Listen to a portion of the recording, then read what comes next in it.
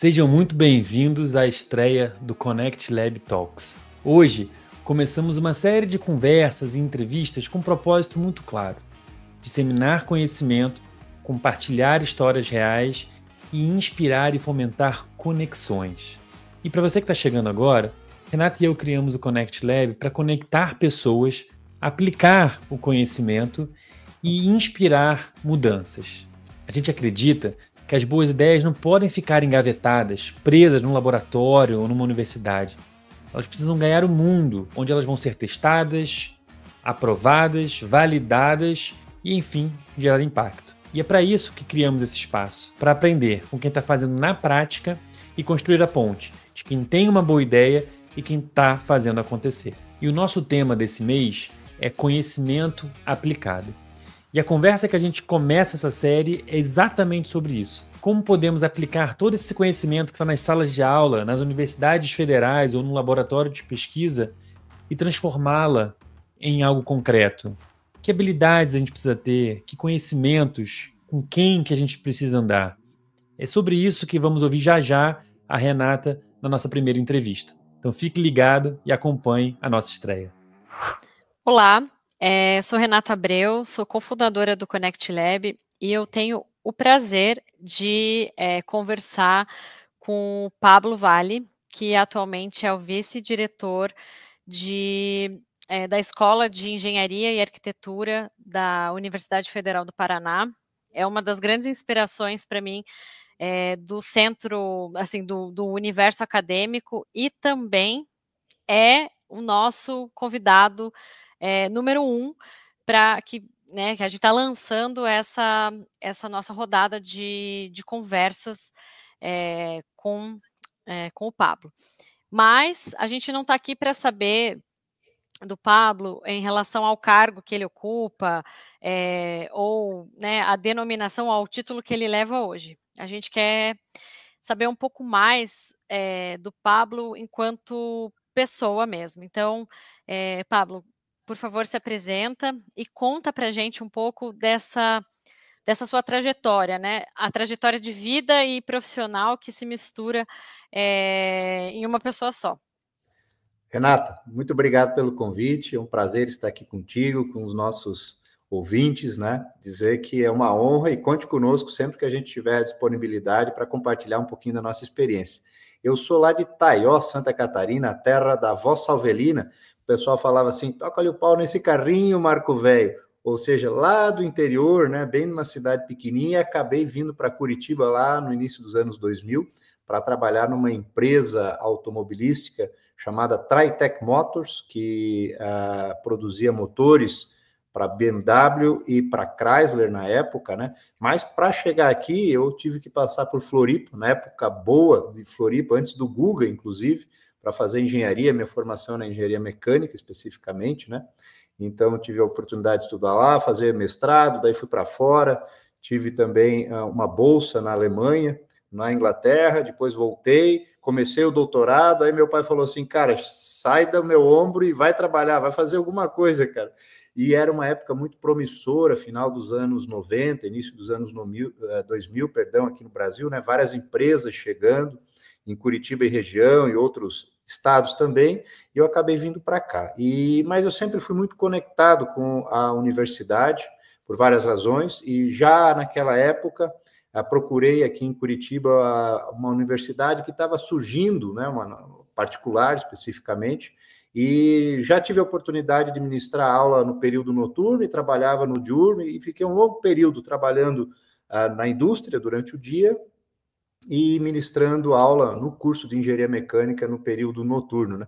Eu lembro que os alunos sempre falam, né, professor, o senhor trabalha ou o senhor só dá aula, né? Como se dar aula não fosse um esforço maior, né?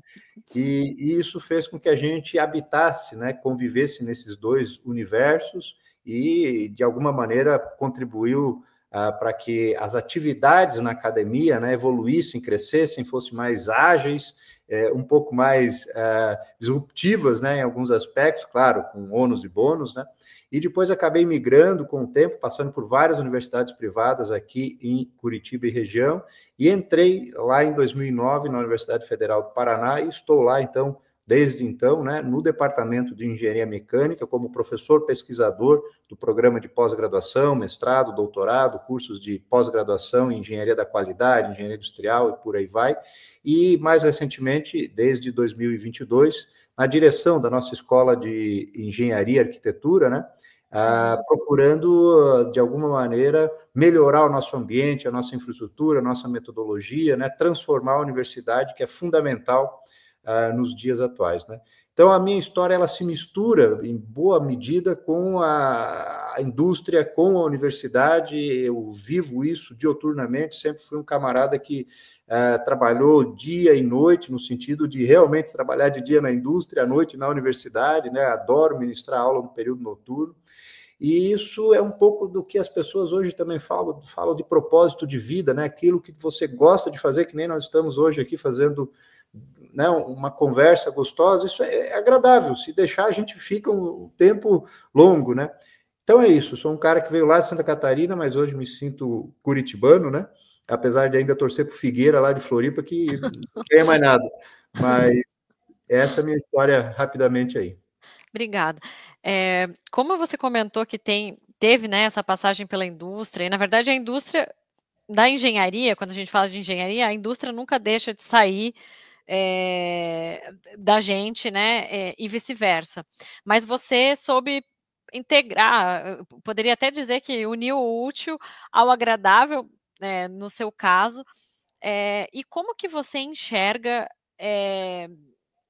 a academia, na verdade, se fundindo com a indústria para justamente prosperar, porque a gente vê muito exemplos de fora do Brasil, na Europa principalmente, a gente vê que a universidade atua muito diretamente ou muito colaborativamente com a indústria e vice-versa. A indústria utiliza muito, se baseia muito na academia, na universidade, para poder avançar, para poder inovar. Qual que é a sua visão sobre isso? Você não acha que, assim, aqui no Brasil, a universidade e a indústria, elas estão caminhando juntas, ou elas não deveriam caminhar mais juntas em prol de um progresso ainda mais significativo? Qual que é a sua visão sobre isso? Legal. Eu tive a sorte de fazer, então, engenharia na Federal de Santa Catarina, um curso de engenharia mecânica especificamente, né, um curso super conectado com as indústrias, já lá na década de 80, década de 90, era um curso, continua sendo um curso de destaque no Brasil, né? Um curso que era o natural, porque ele tinha um pouco da cultura, como você bem falou, alemã, europeia, de qualquer curso de graduação intensamente conectado com o mundo real, né? Os estudantes fazendo estágio, projetos aplicados, os mestrandos, os doutorandos. Então, essa era a vida comum para mim, o dia a dia, né? Para toda a comunidade, especialmente lá do curso de Santa Catarina.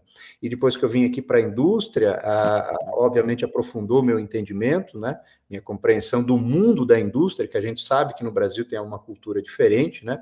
E poder fazer essa tradução da ansiedade que a indústria tem de desejar o resultado, né? E a academia ela é um pouquinho diferente, tem tempos diferentes, nós temos uma burocracia diferente, né? E como é que a gente fazia esse equilíbrio, né? Para calibrar esses dois mundos e conseguir conectar, então, os estudantes com uma oportunidade e gerar um valor para a indústria, né? Eu acho que mudou muito já nas últimas décadas. Hoje, eu te diria, com certeza, os cursos da área de engenharia, né? Em geral, todos eles buscam formas e meios de se aproximar das indústrias. Temos políticas governamentais em todas as esferas, né? Que fomentam e favorecem por intermédio de editais e bolsas e projetos, né? E é uma questão vital para o nosso país, é uma questão vital para a sociedade, para o planeta, né? Porque o conhecimento ele é desenvolvido, ele é construído na universidade, ele precisa ser aprimorado e rapidamente hoje transferido, sobretudo a pesquisa aplicada, né? Que é aquilo que já dá resultado no curto prazo, como a gente vive nesse mundo aí super veloz e de transformações, né, que são impactantes para todos nós, né, a universidade também tem que se adaptar a isso, entender que esse novo mundo exige de nós uma mudança de metodologia, de comportamento, de visão, né, E a gente sofre igual a todas as organizações, né? Mas hoje eu diria que está muito mais favorável. 100% das universidades, especialmente as engenharias, buscam projetos com as indústrias, né? E as indústrias também têm mecanismos que fomentam para que elas venham até a universidade e desenvolvam projetos, desenvolvam melhorias, né? Pesquisas inovadoras, e a gente consiga, então, encaminhar e implementar, né? Mas ainda precisamos melhorar, certamente, mas o cenário está mais favorável. Até assim, tocando nesse ponto, eu queria saber se, né, se você puder compartilhar com a gente, quais que são os principais fatores que você enxerga que impede uma pesquisa ou um projeto de sair do laboratório, né, no campo da pesquisa mesmo, de uma universidade e ganhar o mundo, como a gente comentou, assim, de se tornar de fato uma solução aplicável para a indústria ou, né, no nosso dia a dia. Mas assim, e aí se você puder, indo além, se você puder trazer exemplos práticos, sem dar nomes, né, claro, mas se você puder trazer exemplos práticos para que fique mais palpável para as pessoas que estão escutando a gente aqui, né, o que realmente impede esse gargalo, mas não só no nível burocrático, porque a gente sabe que existem, né, as burocracias, mas também no nível entre laboratório, numa escala mais reduzida, quais seriam esses desafios que você enxerga? Veja, é importante destacar que nós estamos numa época de transição, né? Então, até final dos anos 90, início dos anos 2000, era clássico nas universidades em geral no mundo desenvolver pesquisa básica, que é aquela pesquisa que a gente ainda não sabe se vai ter uma aplicação num segundo momento, mas você está investigando um fenômeno químico, físico, mecânico, um material novo, uma solução nova que você vai de alguma maneira publicar e alguém vai se apropriar daquele produto, daquela solução e desenvolver alguma solução para a sociedade, né? E é uma característica peculiar, mais própria dos pesquisadores, a dificuldade de comunicar com o mundo real, com a sociedade, com o mercado, observar aspectos econômicos, né, de curto prazo, de aplicabilidade, porque é o modelo cognitivo daquele pesquisador que aprofunda né, num conhecimento específico que só ele tem e detém, e só ele é capaz de fazer aquela invenção, né?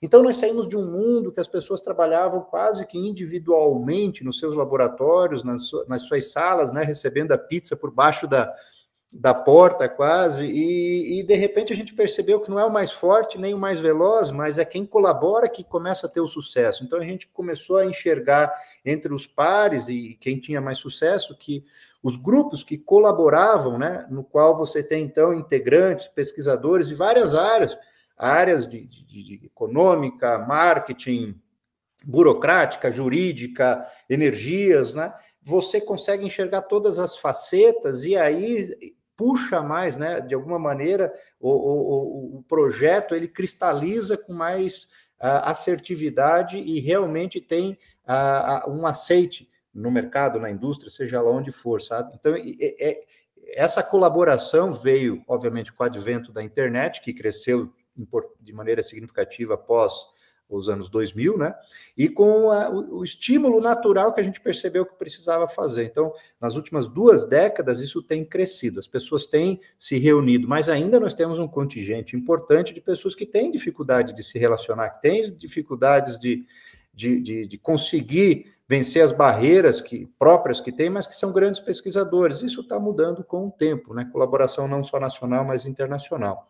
E aí você tem dezenas de outras variáveis internas da universidade, seja o recurso, seja a desmotivação, seja o problema da pandemia que gerou dificuldades aí de mentais nas pessoas, no sentido de sensibilidade, né?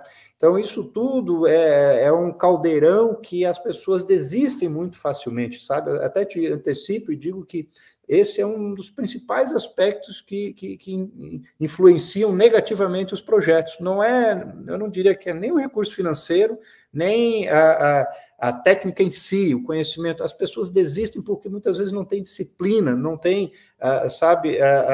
não tem responsabilidade, coisas elementares que a gente precisa colocar isso, botar no dia a dia, né?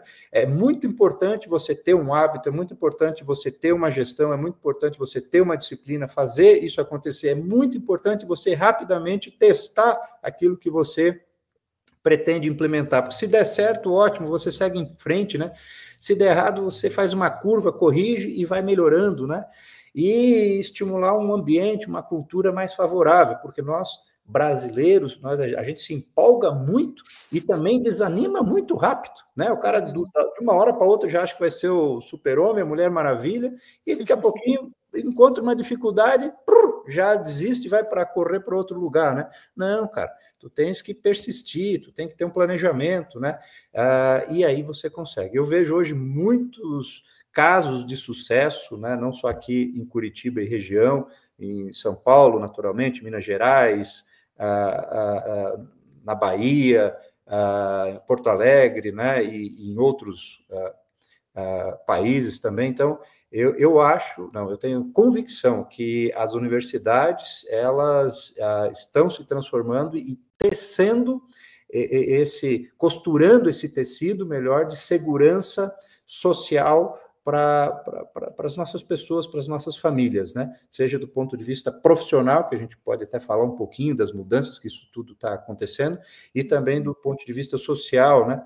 Que são a questão da saúde, da segurança pública e tudo mais. Quer dizer, a universidade está produzindo soluções que vão permitir que a gente seja mais feliz, em última instância, e viva mais. É isso que a gente deseja.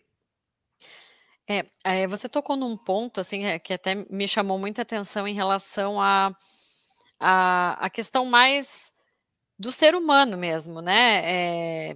E aí eu te pergunto se existe algum perfil específico para uma pessoa que queira empreender, porque a gente considera, eu pelo menos considero, um pesquisador um baita de um empreendedor, mas talvez ele não tenha descoberto esse dom que ele tem. E aí eu te pergunto, isso é de fato um dom? A pessoa tem que ter perfil para isso?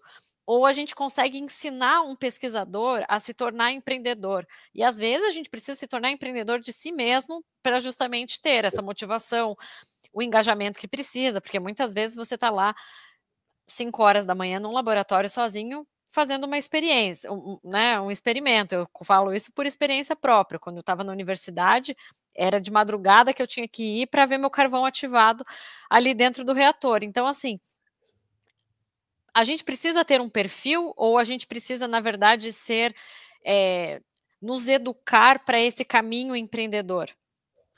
Olha, é evidente que o dom, né, o perfil que se destaca em certas habilidades, ele é inerente à pessoa, né?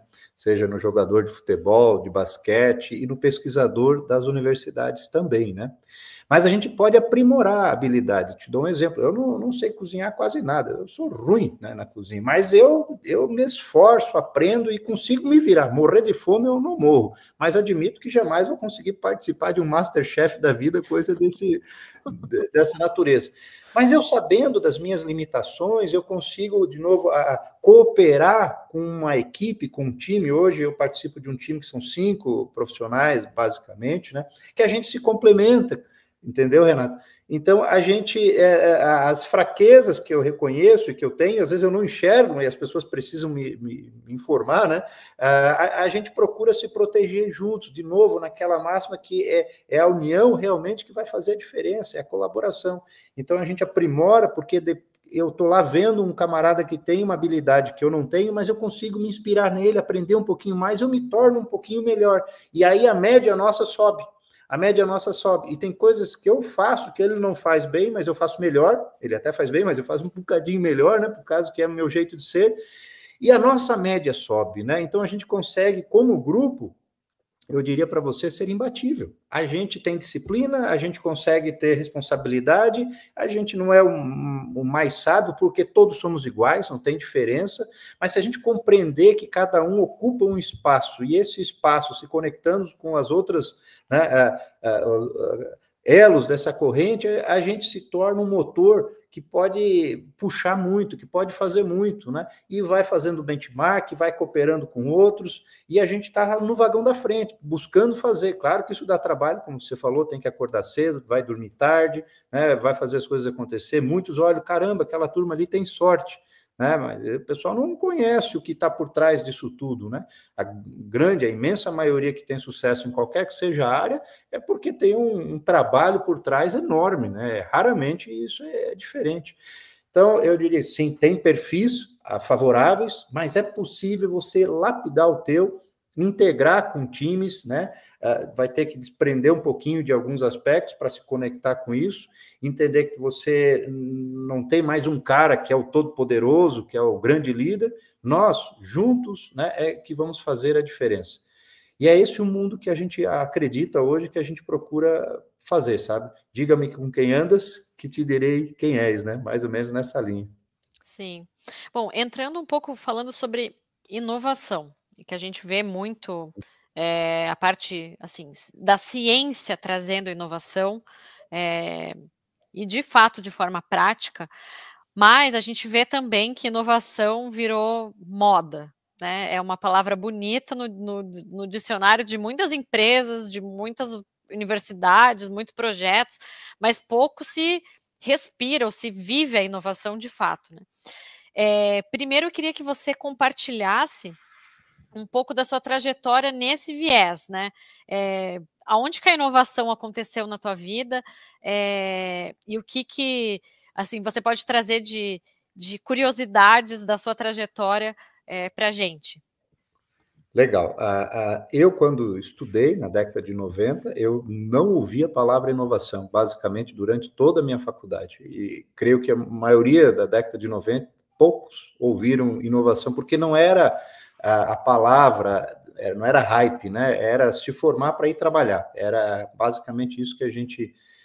E, de repente, né, puxando para os dias de hoje, isso que você comentou, inovação virou uma espuma, né, que não se transformava em resultado, em condições que pudessem gerar retorno para aqueles que praticavam aquela inovação, mas são processos, né, você tem estica e agora se reorganiza, acomoda e entende como realmente fazer. Então, tem dezenas de casos que não tiveram sucesso, mas que de alguma maneira pavimentaram condições para alguns que tiveram sucesso. E o aprendizado nos elevou em termos de patamar, de platô, de como realizar agora o empreendimento, uma inovação, né, uma solução, uma melhoria nas mais diversas áreas, não só na manufatura, né, mas também na área da saúde, também na área de serviços, né, que a gente perpassa todo o nosso universo, toda a nossa comunidade, né?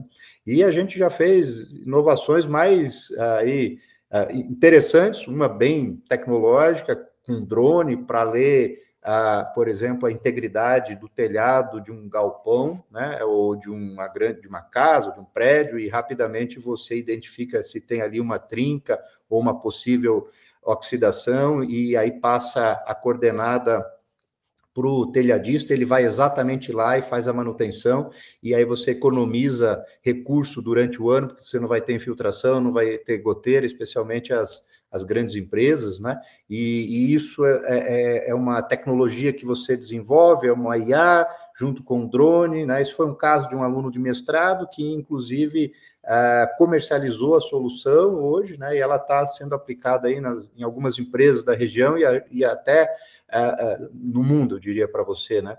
Casos de alunos que se reúnem, um de elétrica, um de mecânica, um de computação, e desenvolve soluções low cost, que também é um outro viés. Você tem aí soluções grandes, né, que são caríssimas por razões óbvias, né, de materiais e etc. Mas muitas vezes no teu negócio você não precisa uma solução durável de 3, 4 anos, você quer testar, né? Esse carrinho que a gente desenvolveu, que é o caso que eu estou comentando, é uma inovação. Perceba o que aconteceu. A gente implementou numa fábrica grande aqui em Curitiba, um carrinho low cost para levar e trazer produtos de A até B de forma autônoma, mas ele precisava de uma fita no chão para seguir aquela fita, para ser bem barato, né? Ir e vir.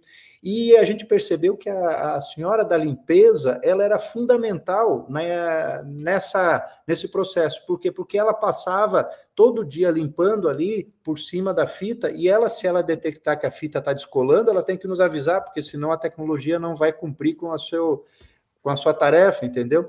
Aonde que eu quero chegar? A inovação, ela permite que essas novas tecnologias, que as pessoas também percebam que isso é um aliado, não é uma ameaça, no sentido que vai tirar o emprego da gente ou vai gerar um caos aqui dentro, não. A tecnologia, ela só nos ajuda a melhorar de vida. É só você ver um dentista, é só você ver a medicina, né? E nas fábricas, nos restaurantes, nos supermercados, né? Em geral, e em última instância, não faz sentido uma pessoa usar apenas os braços, né, para carregar alumínio fundido de um forno de 750 graus e vazar no molde para produzir uma peça em alumínio. Isso tem que ser feito por uma máquina.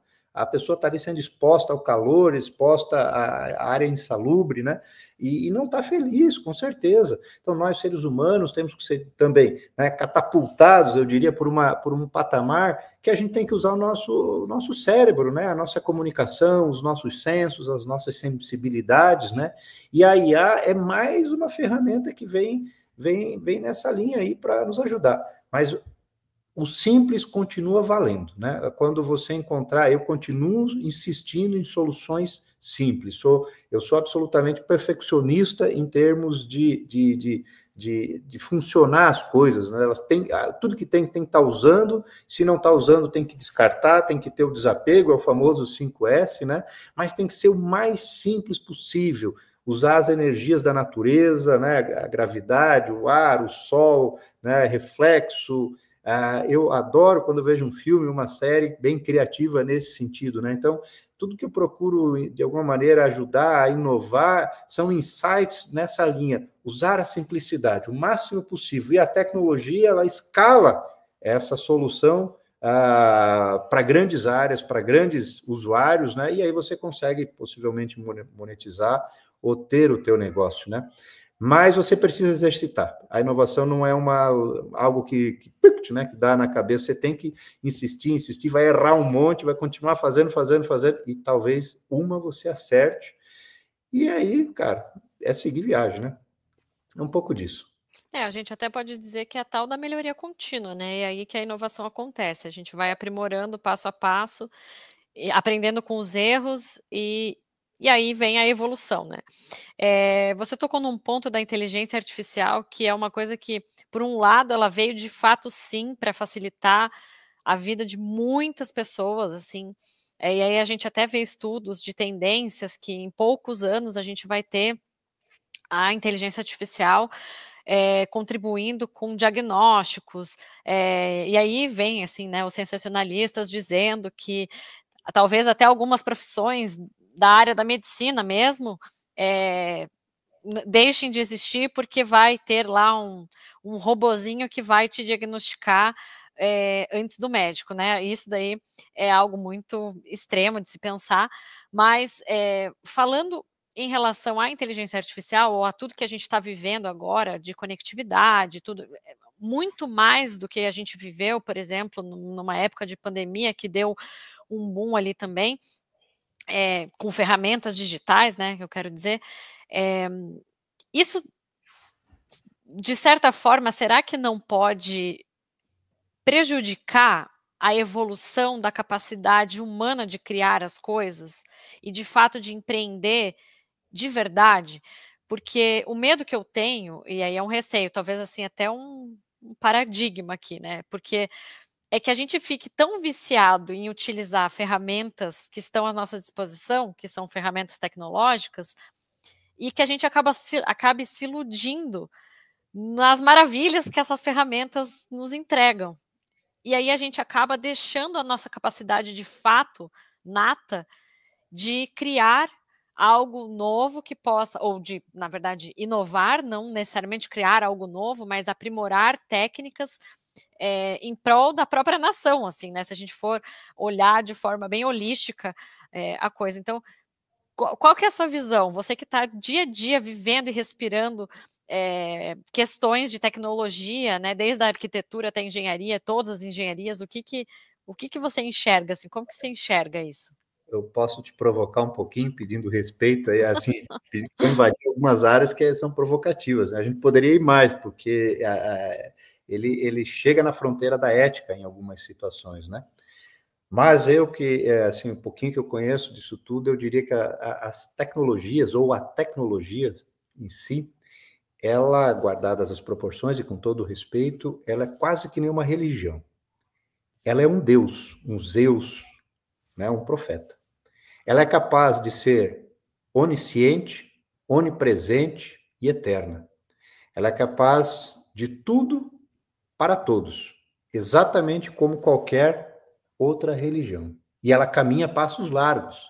E a gente não sabe quem é, porque ela é um amálgama, é um espírito, né, de certa maneira, entre tudo, mas que está levando nós a passos largos para uma situação que vai ser possível saber tudo antes de nascer e vai saber possível projetar, talvez, se você vai ter problema, que nem eu tenho de joelho hoje em dia, né? Se eu soubesse lá atrás, eu teria me cuidado. E alterando características de DNA e outras, né? De vivência, entender que o teu perfil é um perfil que deveria estar nessa região, naquela região, de comida, de olhar, com o teu óculos já mapear no buffet aquilo e te dar a dica, o que você tem que comer, fazendo uma paridade com os teus indicadores corporais, né?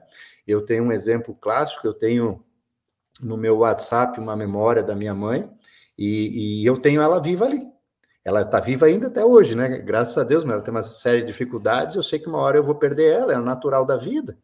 Mas ela vai estar artificialmente comigo, porque eu já tenho uma inteligência artificial que eu dialogo com ela exatamente no jeitinho dela e estou aprimorando, e é o meu jeito de ser.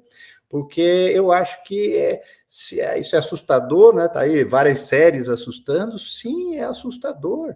Há 1000 anos atrás era assustador ter um telefone, há 100 anos atrás era assustador existir internet, né? Há 20 anos atrás era assustador ter aplicativo de celular, tá aí, tem 20 anos o celular, e você acha que isso vai parar aqui? Jamais, nós vamos crescer cada vez mais rápidos, porque cada vez mais pessoas agora têm acesso. Antes nós tínhamos 4, 5 grandes cientistas no mundo que conseguiam, por alguma razão, se destacar. Einstein, Newton e por aí vai.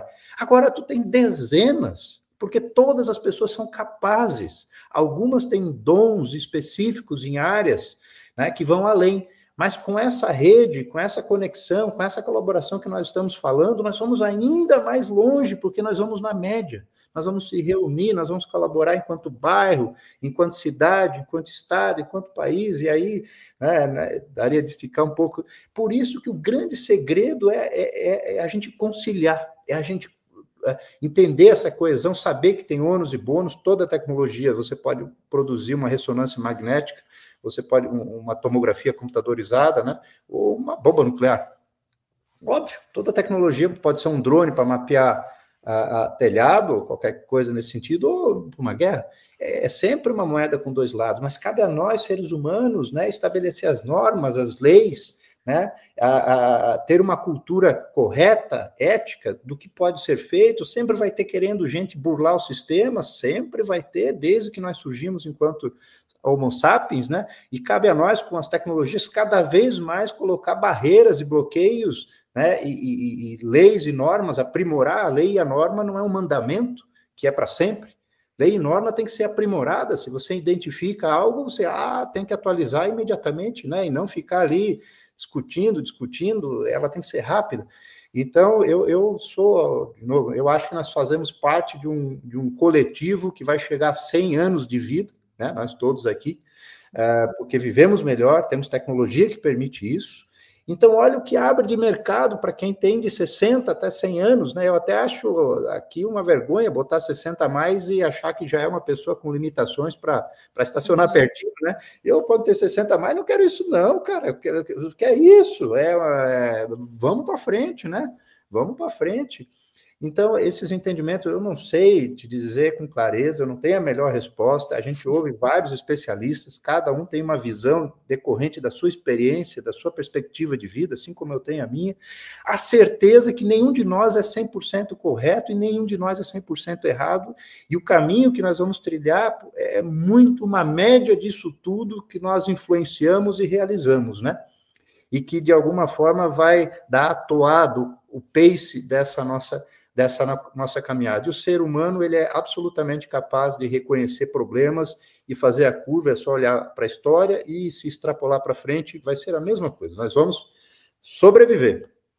E se errar ou acertar, a Terra vai continuar girando, os traumas vão acontecer, vai depurar, nós vamos aprender, né?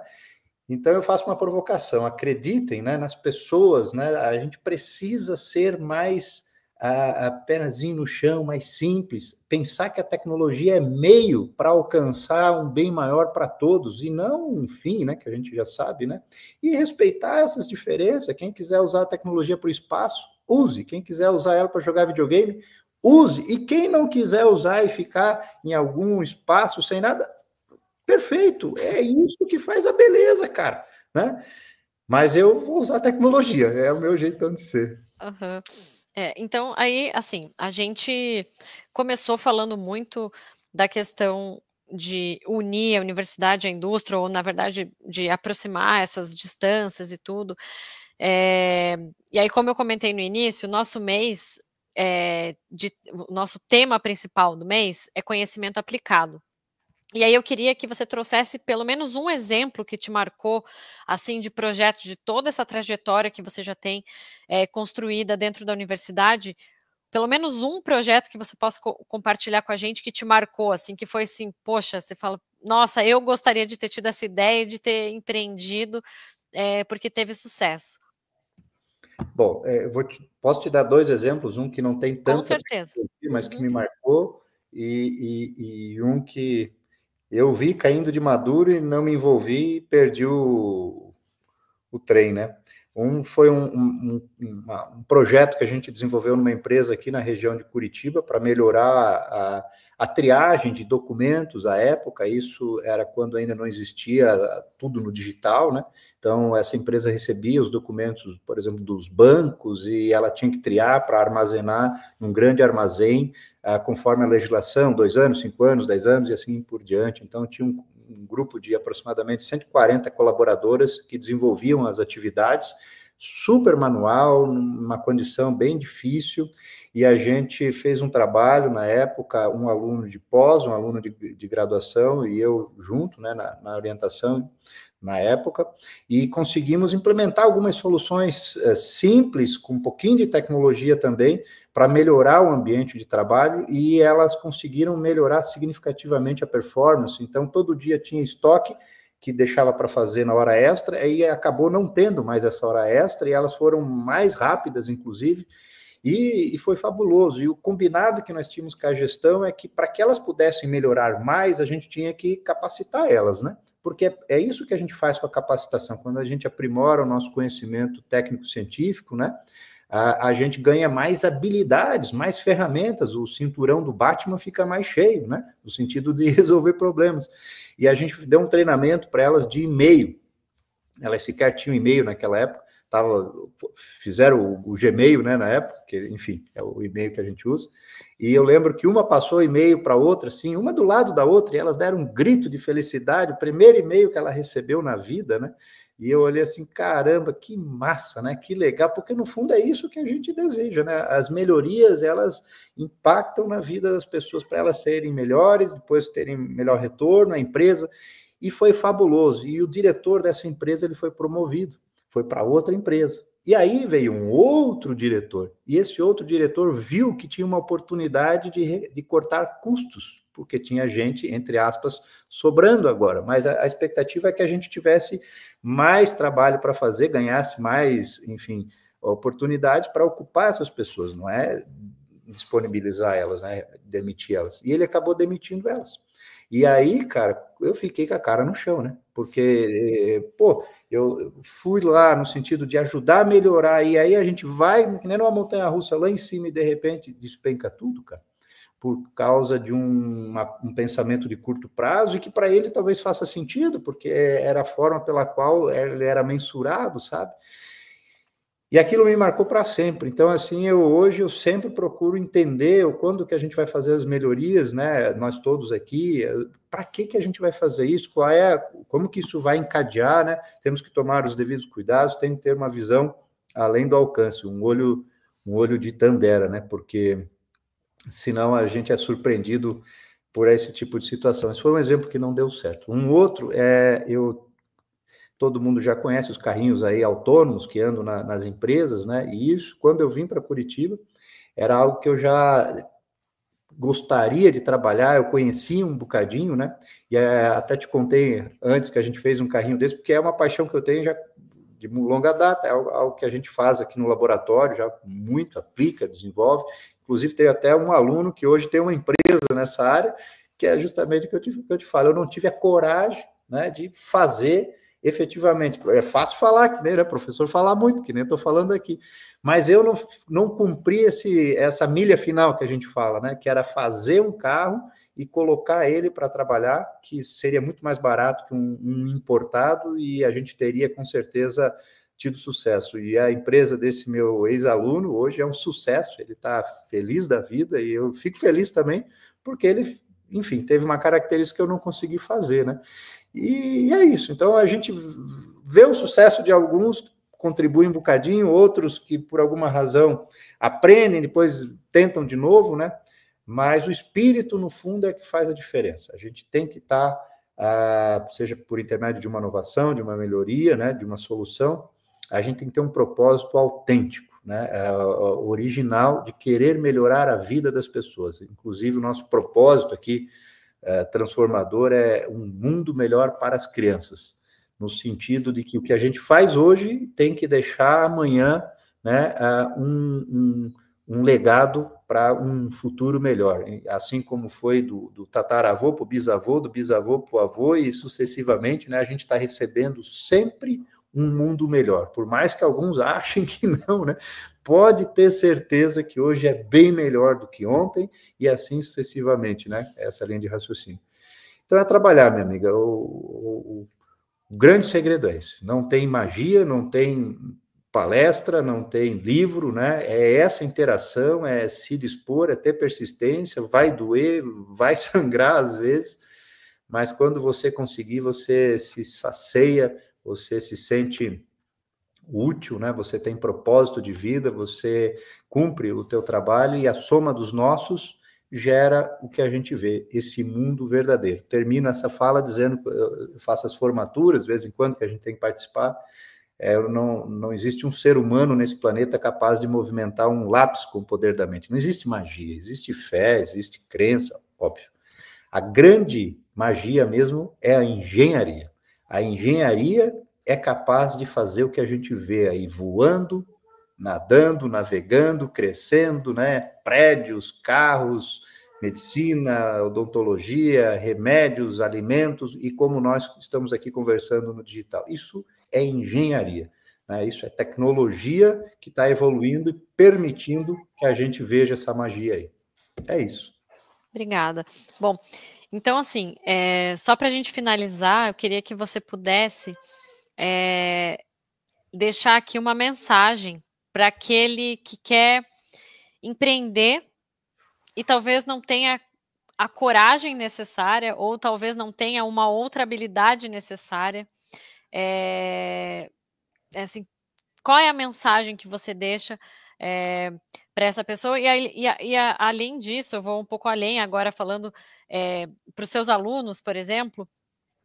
Se chega um aluno querendo bater na tua porta e falar, professor, eu tenho uma ideia e eu queria a sua ajuda para tirar essa ideia de dentro do laboratório, de dentro da minha cabeça e botar essa ideia para funcionar, assim como esse exemplo que você acabou de dar. Qual que é não vou dizer nem conselho, né, mas qual que é a dica ou a inspiração que você deixa aqui para a gente, para essas pessoas que querem se arriscar um pouquinho mais? Bom, empreender, Renata, eu acho que isso deveria ser uma política de governo, né? A sociedade precisa empreender mais, né? Buscar soluções, negócios, melhorias, isso é ótimo. Isso traz uma competitividade propositiva, que seria, né, da BMW sem a Mercedes, digamos assim, que são dois ícones mundiais aí, né? Essa competição positiva eleva os dois, né, e distancia eles e gera valor e riqueza para toda uma sociedade que está no entorno. Então, o empreender deveria ser o nosso objetivo número 1. Veja que eu estou na universidade e nós temos uma sociedade que naturalmente busca uma graduação como diferencial de vida, mas, em paralelo, já deveria buscar empreender já no ensino médio, né, já de casa, os pais que estiverem vendo nós aqui, né, já tem que empreender, tem muito mais oportunidades no empreender do que depois, no final, numa graduação que eventualmente você venha a curtir, a cursar, perdão. Então, empreender é tudo, e empreender não é só fazer um negócio, é ter criatividade, é ter um pouquinho de jogo de cintura, é ter uma habilidade de se relacionar, a gente está sempre empreendendo, em maior ou menor escala, né? Tudo isso que nós falamos, de alguma forma, pode ser um pouco de empreender, né? E inovar é experimentar coisas diferentes, né? Experimenta, abre a cabeça, né? Deixa fluir um pouco. Tem tantas coisas que a gente não conhece e nem compreende que podem mudar completamente o nosso modo de pensar, de entender, né? Então, empreender, teste, faz desde criança, se possível, né? A universidade é o que nós mais procuramos fazer aqui. Acabamos de lançar, vou fazer um spoiler, a aceleradora de talentos. São 30 estudantes por semestre, são 5 níveis, então dá 150 estudantes que a gente vai ter no mesmo tempo, né? Que vão estar conectados com as empresas públicas e privadas, empreendendo soluções para essas empresas públicas e privadas, para que eles possam se conectar com os gestores, buscando oportunidades, eventualmente no estágio, eventualmente num negócio, né? Mas que eles possam perder o medo, que eles possam aperfeiçoar a habilidade de comunicação, que a gente se envolve com os gestores, né? Então, empreender é a grande chave hoje. E você vai seguindo a tua vida, vai buscando empreender, vai fazendo uma graduação, se assim você julgar que é importante, e se não for, eu te dou um exemplo, um dos melhores, um cara que hoje eu respeito demais, ele fez engenharia aqui conosco e desistiu no meio do curso, empreendeu e é super bem sucedido. E outro dia encontrei ele no evento e ele fala para mim, professor, a melhor coisa que eu fiz foi fazer o curso. Não porque ele desistiu, mas porque o curso deu a habilidade que lhe faltava, que era modelar em CAD, para fazer um empreendimento que foi, ele comprou uma penteadeira, um móvel para namorada, e ele viu que aquele móvel era muito caro, e aí ele modelou, conseguiu fazer bem mais baratinho, e ele começou a fazer para vender, entendeu? Ele desenvolveu uma fábrica hoje e ele é super bem sucedido e agradece de ter feito parte da graduação. Então, o futuro é um pouco assim, né? O nosso destino é um pouco assim. Então, tem que empreender, tem que testar, busca uma profissão, se for esse o caso, cada um dentro do seu perfil, né? Respeitar, mas, essencialmente, tem que trabalhar, sabe? Senão, não funciona. Para fechar a tua pergunta, hoje eu tenho 12 alunos de trabalho de conclusão de curso, é um absurdo, deveria ter menos. Tenho em torno de 7 alunos de mestrado, 2 de doutorado, uma dezena de especialização e outros tantos que passam próximo. E assim, o que eu mais faço, eu não tenho a fórmula mágica, mas eu procuro incentivar eles a persistirem, mas trabalhar, cara. Porque se nós marcarmos uma reunião e tu não aparecer, não vai ter segunda chance. Né? Se tu se comprometer a entregar algo e não entregar, não vai ter segunda chance. Então, tem que empreender, tem que estar incentivado, motivado, mas tem que fazer, tem que trabalhar. E essa é a grande dica, é trabalhar. Só é o básico, nada mais do que o básico. É isso. Obrigada.